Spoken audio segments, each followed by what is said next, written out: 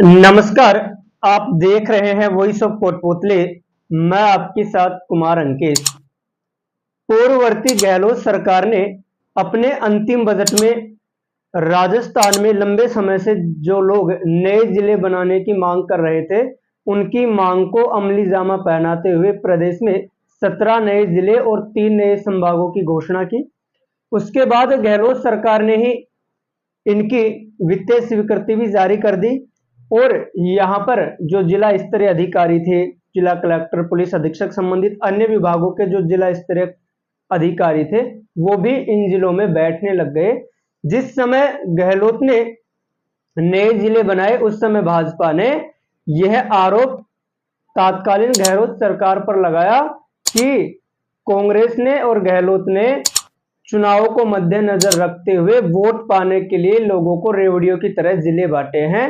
लेकिन वह शोर विधानसभा चुनाव में कांग्रेस की हार और भाजपा की जीत के बाद भी नहीं थमा, क्योंकि जहां भी नए जिले बने उनमें अधिकतर सीटें कांग्रेस हारी है और भाजपा जीती है। बावजूद इसके वह शोर और लोगों में करीब 1.5 साल से ये नए जिलों बनने के बाद चर्चाओं का दौर अभी तक खत्म नहीं हुआ है। गहलोत सरकार ने जिले बनाए, ठीक उसके बाद भाजपा की प्रदेश में सरकार बनी और भजनलाल सरकार ने इन नए जिलों और नए संभागों की समीक्षा के लिए 5 मंत्रियों की एक सब कैबिनेट कमेटी का गठन किया और जो दूदू से विधायक और उप मुख्यमंत्री थे प्रेमचंद बैरवा, उनको इस कमेटी का अध्यक्ष बनाया। लेकिन अब कल ही भजनलाल सरकार ने इस कमेटी में बदलाव करते हुए दूदू विधायक और उप मुख्यमंत्री प्रेमचंद बैरवा की जगह शिक्षा मंत्री मदन दिलावर को इस कमेटी का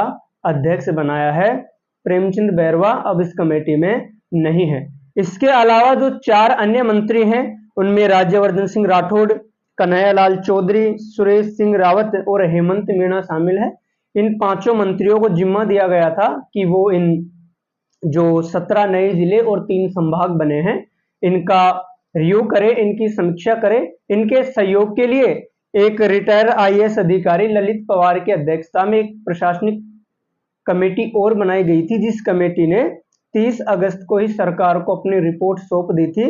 अब 2 सितंबर को भी जो प्रेमचंद बैरवा थे, उनकी अध्यक्षता में इस कमेटी की सिफारिशों पर चर्चा परिचर्चा की गई थी और आज भी फिलहाल भी जो नए बदलाव हुए हैं सब कैबिनेट कमेटी में, तो उसके जो अध्यक्ष हैं मदन दिलावर, और बताया जा रहा है कि जो राज्यवर्धन सिंह राठौड़ हैं वो भी वीसी के माध्यम से इस कमेटी में जुड़े हैं। इसके अलावा जो प्रशासनिक कमेटी थी उसके अध्यक्ष रिटायर आईएएस ललित पवार भी उस मीटिंग में फिलहाल मौजूद है। हालांकि क्या चर्चाएं उस मीटिंग में चल रही है, क्या कुछ सामने नए जिलों को लेकर निकल कर आता है, ये अभी सामने नहीं आया है। शाम तक ये भी पता चल जाएगा। ऐसे में जो नया जिला कोटपुतली बहरोड बना था, यहां पर भी चर्चा का दौर शुरू हो गया है कि जिला रहेगा या फिर नहीं रहेगा। दूसरी ओर भाजपा भले ही कांग्रेस पर वोटों के लालच में रेवड़ियों की तरह जिले बांटने का आरोप लगा रही हो, तो वहीं बदले में कांग्रेस भाजपा पर यह आरोप लगा रही है कि गहलोत सरकार के कामों की समीक्षा करने के अलावा भजनलाल सरकार के पास कोई काम नहीं है। वे भले ही इन जिलों को लेकर अपनी राजनीतिक रोटियां सेक रहे हो, लेकिन इन नए जिलों के लोग, राजस्थान के लोग और विशेषतः अधिकारी संशय में है कि आखिरकार जिले रहेंगे या जिले नहीं रहेंगे। कुछ एक जिलों में तो डॉक्यूमेंट्स भी बदलने की प्रक्रिया जारी हो चुकी है। जो स्कूलें हैं और अन्य जो राजकीय भवन हैं, वहां पर भी नए जिले अंकित किए गए हैं। अगर अब ऐसे में 1 या 2 जिले जिन पर सबसे ज्यादा विवाद रहा है, जैसे सलूम्बर है, दूदू है, अगर ये चेंज होते हैं तो क्या वहां के लोगों को परेशानी नहीं होगी?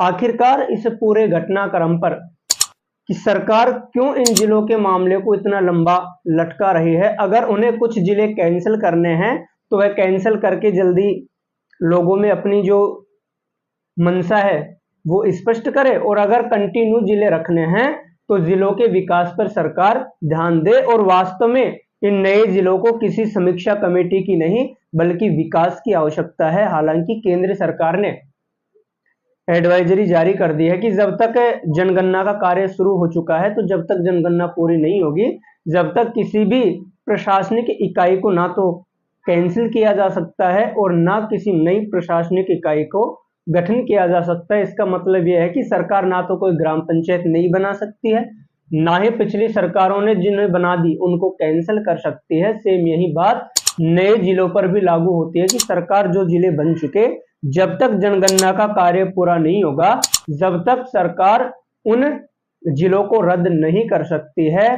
तो क्या सिर्फ भजनलाल सरकार इन जिलों पर खर्च नहीं करना पड़े और इनका विकास से नहीं करना पड़े, इसीलिए इस मामले को अटकाए हुए है, या फिर सरकार की मंशा कुछ और है? आखिरकार इस तमाम घटनाक्रम पर क्या है आपकी राय? कमेंट बॉक्स में अवश्य लिखें। धन्यवाद।